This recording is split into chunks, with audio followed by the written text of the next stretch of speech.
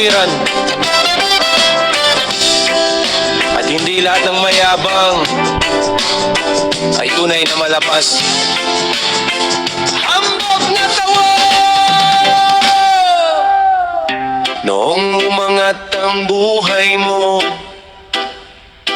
nakalimutan mo ng mga taong tumulong sa'yo.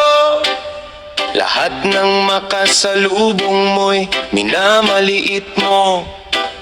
Akala mo hindi ka na matatalo,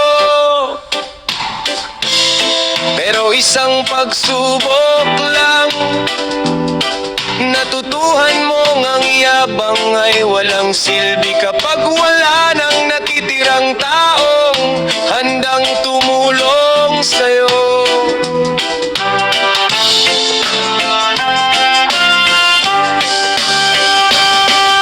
Noon magkasama tayong nangangarap, sabay na lumalaban sa hirap. Ngayon na may pera ka na, parang hindi mo na kami kilala. Lahat ng salita mo puno ng pagmamataas. Kala mo'y hindi ka na matitinan, ngunit ang buhay ay parang gulong, may nasa itaas, may nasa ibaba rin balang araw. Hindi sukatan ng tao ang kapal ng bulsa, kundi ang kabutihan ng kanyang puso. Mas mahalaga ang paggalang sa kapwa kaysa sa yabang na walang patutunguhan. Hambog nga tao, hambog nga tao, bakit mo ipinagmamalaki ang lahat kung ang puso mo naman ay puno ng pagmamatas? Hambog nga tao, hambog nga tao. Ang tunay na respeto hindi hinihingi, kundi kusang ibinibigay sa taong marunong magpakumbaba.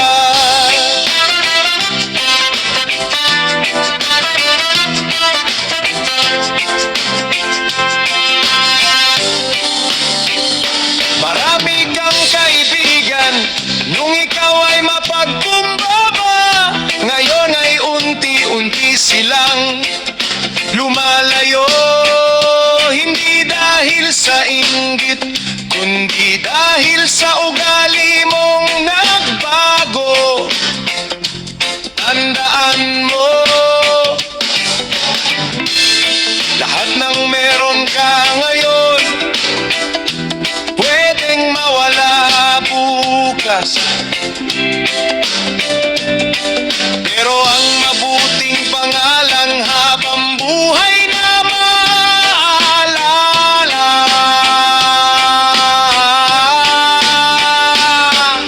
Kapag mataas ang lipad, huwag kalimutang tumingin sa ibaba, dahil doon ka rin nagsimula. At ang taong marunong lumingon sa pinanggalingan, siya ang tunay na dakila. Hambog nga tao, hambog nga tao, panahon ng baguhin ng ugali. Ang tunay na tagumpay may kasamang kababaang loob. Hambog nga tao, masarap ang tagumpay kung may respeto ng kapwa at malinis ang konsensya. Ang kayamanan, kung pwedeng mawala, ang kasikatan, pwedeng maglaho. Pero ang taong marunong magpakumbaba, kahit saan dalhin ang buhay, siyang tunay na nire-respeto. Ang gaan mo, ang iyabang ay pansamantala, pero ang kababaang loob ang nagdadala ng tunay na tagumpay.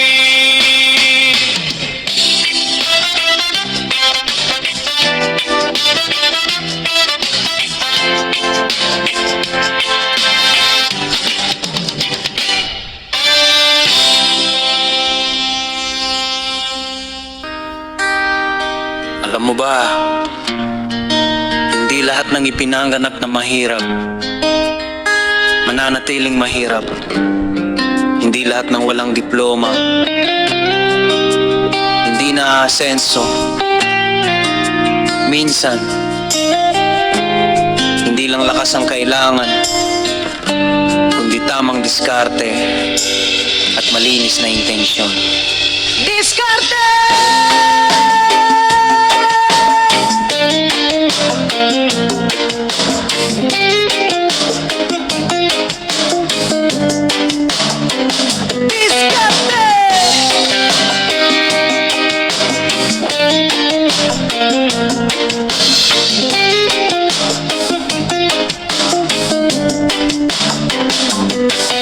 May isang binata, walang malaking puhunan, walang koneksyon, walang mana, pero mayroon siyang sipag, tiyaga at tamang diskarte. Habang ang iba ay naghihintay ng swerte, siya ay kumikilos. Unti-unti naabot niya ang kanyang pangarap. Maagang gumigising bago sumikat ang araw, handang lumaban kahit mahirap ang galaw. Pawis ang puhunan, pangarap ang baon, hindi sumusuko kahit ilang beses matalo. Maraming nagsabi, hindi mo kaya yan, pero hindi siya natinag sa kanilang panghuhusga. Sa bawat kabiguan may bagong natututunan, at bawat hakbang ay papalapit sa tagumpay. Pero hindi kailangang manlamang para umangat, hindi kailangang manloko para yumaman. Kapag marangal ang iyong paraan, mas masarap ang bunga ng tagumpay. Diskarte! Diskarte! Samahan mo ng sipag at tiyaga. Kapag puso ang puhunan, may mararating ka.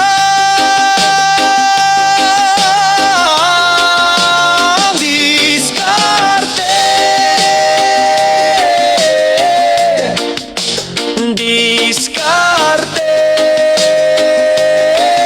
Huwag umasa sa swerte lang. Kumilos ka ngayon at abutin ang iyong pangarap.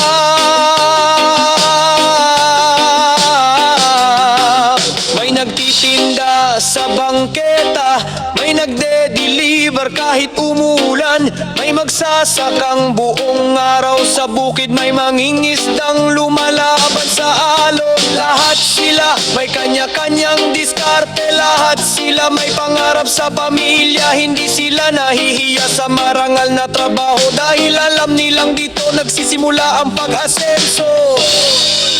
Kapag nadapa, bumangon.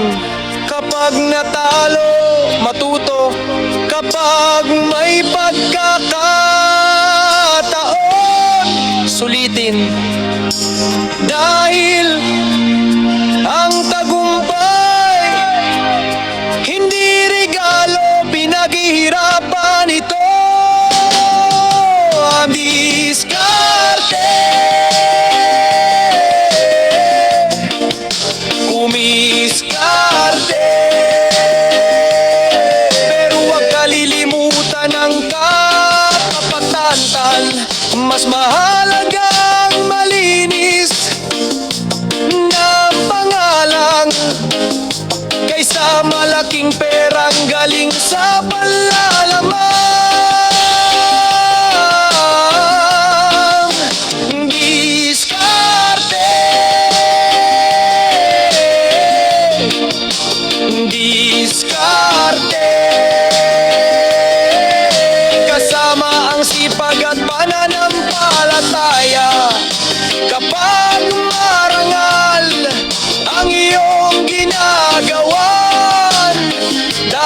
hindi ng araw ng tagumpay.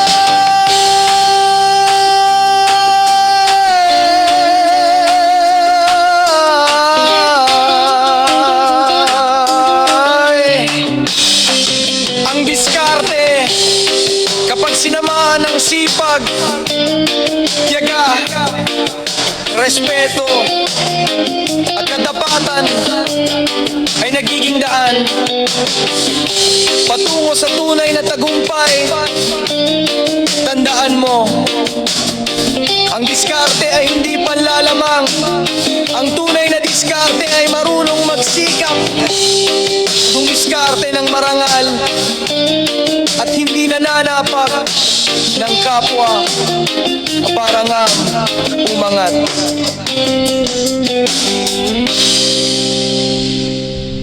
Alam mo ba, may mga taong hindi naman sila ang nasaktan, pero sila ang unang nagagalit. Hindi naman sila ang nawalan, pero sila ang unang naninira. Minsan, hindi galit ang ugat niyan, kunding inggit. Pag inggit, galit yan!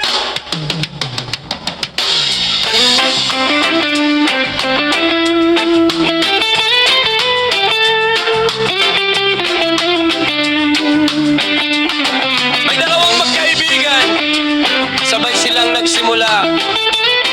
Pero nang umasenso ang isa, nagbago ang isa.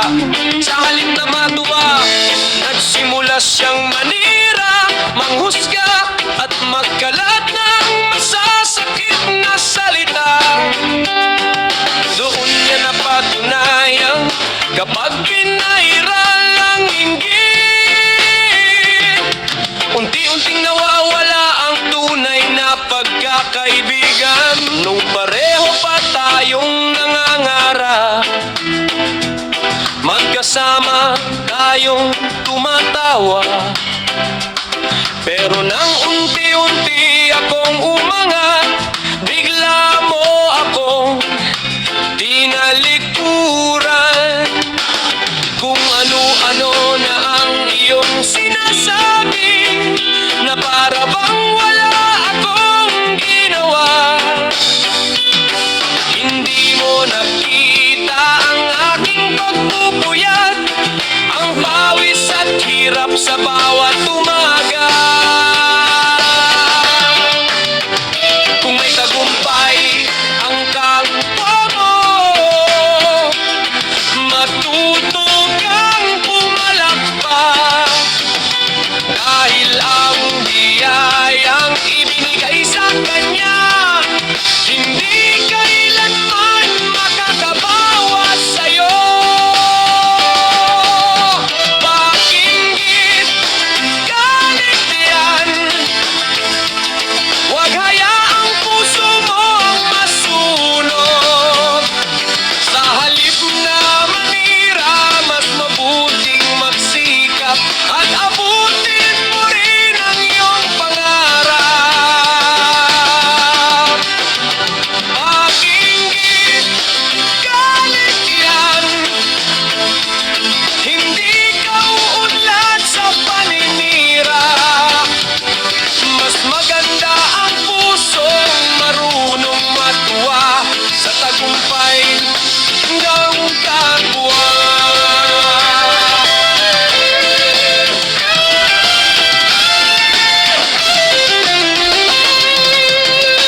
Bawat tao ay may kanya-kanyang oras, may kanya-kanyang laban sa buhay. Kung nauna siyang umangat, darapin mo rin ang iyong panahon.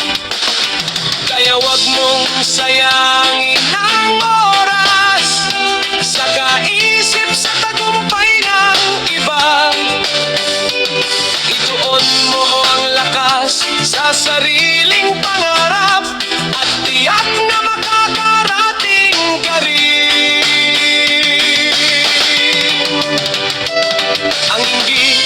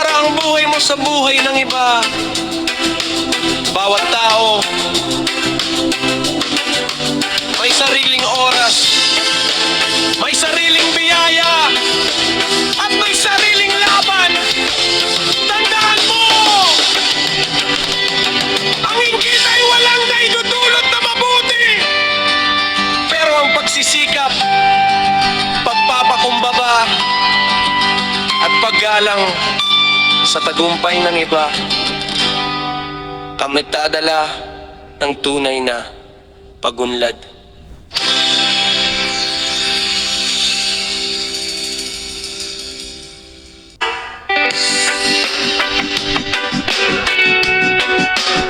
Alam mo ba, minsan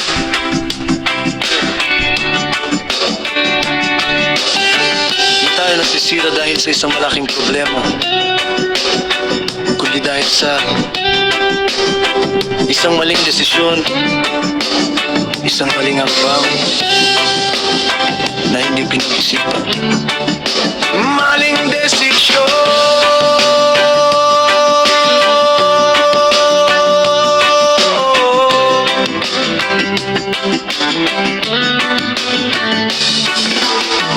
May isang binata, marami siyang pangarap, pero nagpadala siya sa bugso ng damdamin. Hindi siya nakinig sa payo ng mga nagmamahal sa kanya, hanggang sa dumating ang araw nawala ang tiwala. Nasayang ang pagkakataon, at saka lamang niya naisip na sana pinag-isipan muna niya ang kanyang naging pasya. Akala ko noon ay tama ang aking daan, kaya't hindi na ako nakinig kanino man. Sinunod ko lamang ang bugso ng damdamin, hindi ko nakita ang kapalit ng bawat gawin. May mga taong nagbigay ng payo, ngunit binaliwala ko ang kanilang mga salita. Ngayon ako'y natutong magmuni-muni, habang unti-unting binubuo ang sarili.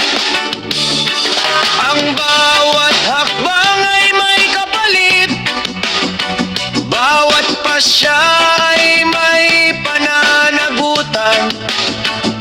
Kaya bago pa pumili ng landas, mag-isip muna ng paulit-ulit. Maling desisyon, maling desisyon. Kay hirap itamang nasira, pero habang may bukas, may pag-asang magsimula at ituwid ang dating pagkakamali. Maling desisyon, maling desisyon.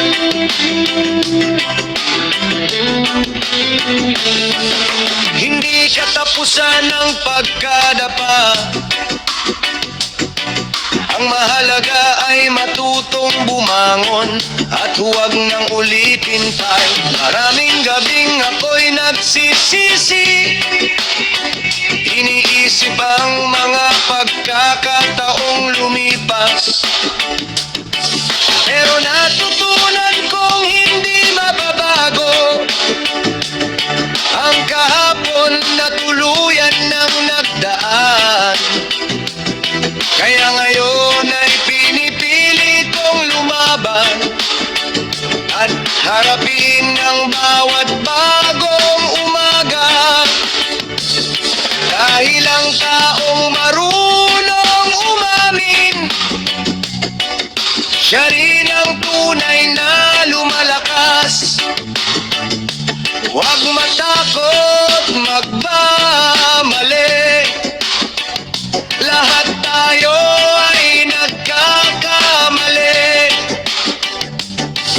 Ang dapat katakutan ay ang hindi pagkatuto dahil ang karanasan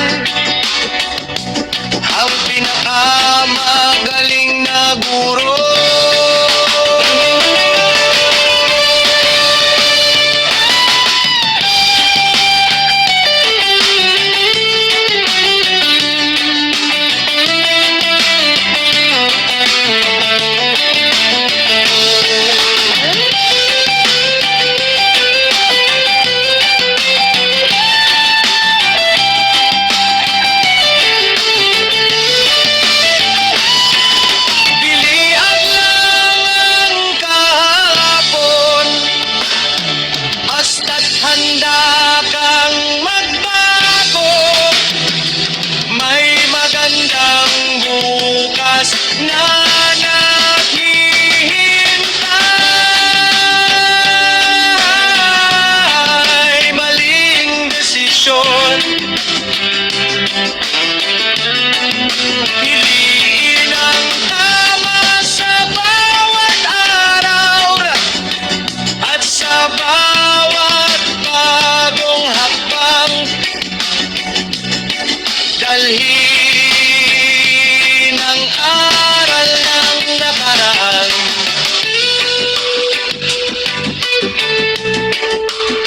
Bago gumawa ng desisyon, mag-isip. Makinig sa payo at timbangin ang magiging bunga. Tandaan mo, ang maling desisyon ay maaaring magdulot ng pagsisisi.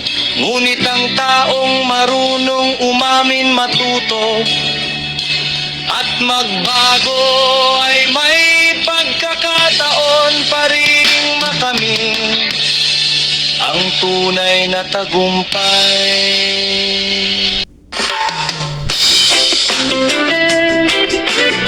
Anak, magbago ka.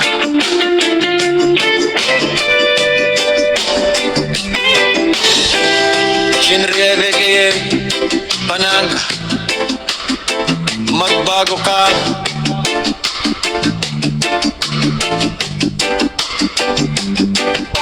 Manda ka pa, marami ka pang pangarap na pwedeng abutin. Huwag mong hayaan isang maling landas ang sumira sa kinabukasan mo. Anak, magbago ka!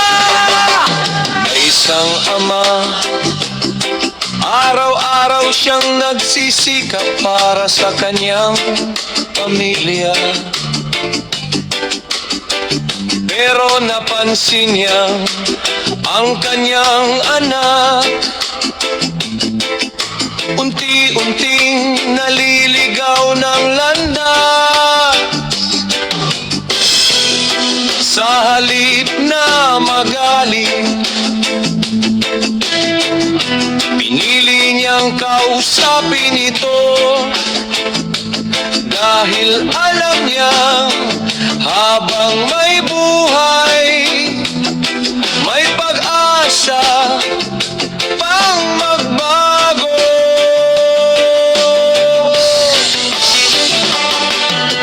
Anak, naaalala mo ba noong ikaw ay musmos?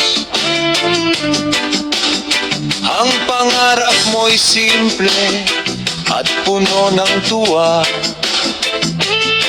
Ngayon bakit tila naligaw ang iyong daan? At ang mga pangarap ay unti-unting nalimutan.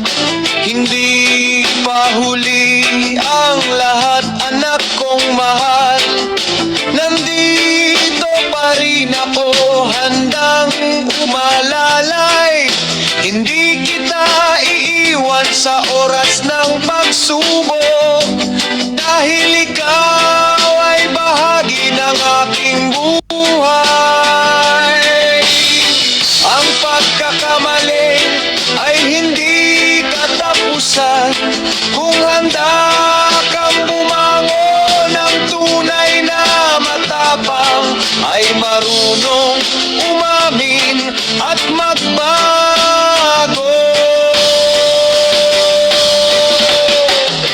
Anak,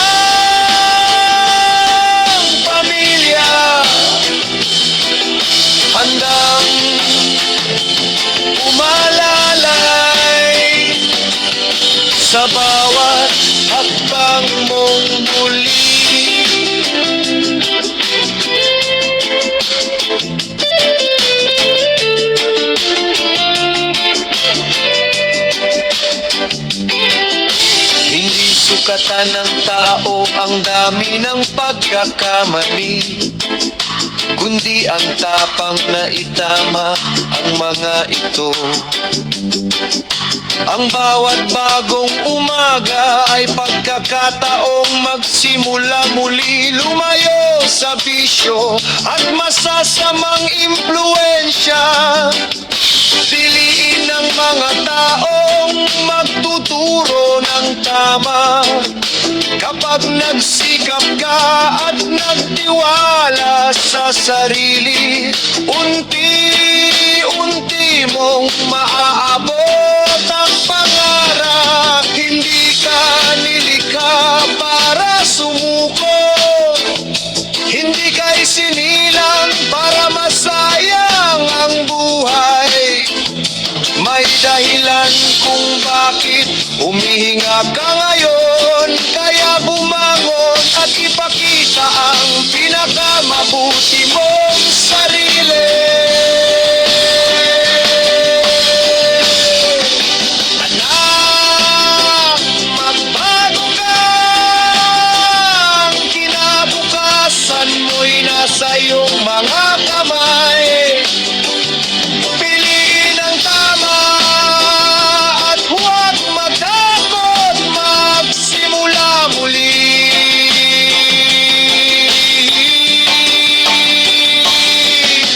Anak, magbago ka, itaas mo ang iyong noo. Sa sipag tiyaga, pananampalataya at pagmamahal sa pamilya, makakamit mo rin ang tagumpay. Anak, hindi mahalaga kung ilang beses siyang nadapa. Ang mahalaga ay ang bawat pagbangon mo. Tandaan mo, ang tunay na tagumpay ay nagsisimula sa pag-amin sa pagkakamali, pagpili ng tamang landas at pagmamahal sa pamilya. Habang may buhay, laging may pag-asa na magbago.